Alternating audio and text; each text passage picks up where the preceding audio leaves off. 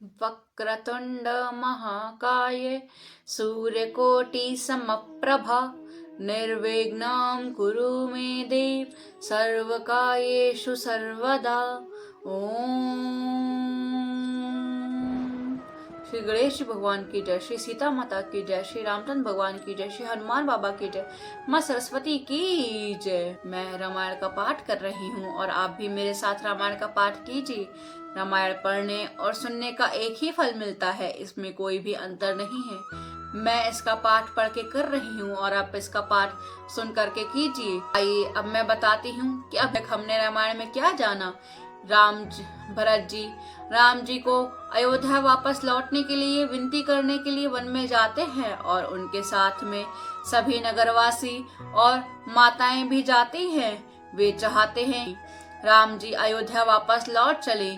वहां जाते समय उनकी भेंट निषाद राज से होती है और निषाद राज उन्हें बताते हैं कि वे राम जी के परम मित्र हैं। अब हम इसके आगे का प्रसंग जानेंगे, आइए जानते हैं। निषाद राज जी से भेंट करने के पश्चात सभी अयोध्या वासी गंगा जी के दर्शन करते हैं। गंगा नदी का यह दर्शन उनके लिए एक धार्मिक अनुष्ठान ही नहीं था, बल्कि एक गहरा आध्यात्मिक अनुभव था। गंगा जी को भारत का धार्मिक और संस्कृत परंपराओं में पवित्रता और मुक्ति की प्रतीक माना गया है।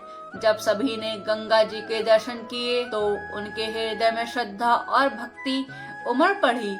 इस क्षण में उनकी संपूर्ण भावनाएं स्पष्ट होती हैं, क्योंकि गंगा जी के दर्शन करते समय वे केवल अपने लिए कुछ नहीं मांगते हैं, बल्कि भगवान राम, सीता और लक्ष्मण जी सुरक्षित और शीघ्रता वापस लौटने की प्रार्थना करते हैं। यह प्रार्थना केवल भरत का समुच्चय नहीं, बल्कि उनके भीतर की गहरी वेदना और आशा का प्रतीक है। उनका यह मानना है कि गंगा जी की कृपा और पवित्रता से उनकी प्रार्थना अवश्य पूरी होगी। गंगा जी के सामने खड़े होकर उनके मन में राम के प्रति श्रद्धा और प्रेम के साथ साथ एक गहरी व्याकुलता भी प्रकट होती है। उनके मन में राम, सीता और लक्ष्मण के वियोग का दुख और उनकी वापसी की आशंका मिश्रित होती है। उनकी वापसी की आशंका का मिश्रण स्पष्ट होता है। गंगा जी केवल नदी ही नहीं, बल्कि एक जीवित और दिव्य शक्ति का प्रतीक है। उनके प्रति जो श्रद्धा और आस्था अयोध्या वासियों में दिखाई देती है, वे भारतीय संस्कृति का अभिन्न हिस्सा है। यह क्षण न केवल धार्मिक महत्व है, बल्कि इसका भावात्मक महत्व आध्यात्मिकता पर आध्यात्मिक प्रभाव भी है। स्नान के पश्चात भरत जी और उनके साथ आए सभी लोगों ने अलग अलग स्थानों पर अपने ठहरने की व्यवस्था कर ली। हर कोई अपने अपने स्थान पर ठहरने की तैयारी करता है, लेकिन उनके मन में केवल एक ही उद्देश्य है, भगवान राम के दर्शन। यह पूरी घटना दर्शाती है भरत जी के नेतृत्व में आए सभी लोग राम जी के प्रति गहरे प्रेम और श्रद्धा से प्रेरित थे। उनके डेरा डालने और ठहरने के इस दृश्य से एक गहरी शांति और गहरी भक्ति का वातावरण व्याप्त था। इसके बाद भरत जी ने देव पूजन किया। यह पूजन उनके समर्पण और हृदय में भगवान श्री राम जी के प्रति आस्था का परिचायक था। उन्होंने देवताओं के मध्य से भगवान राम, सीता और लक्ष्मण के कल्याण की कामना की।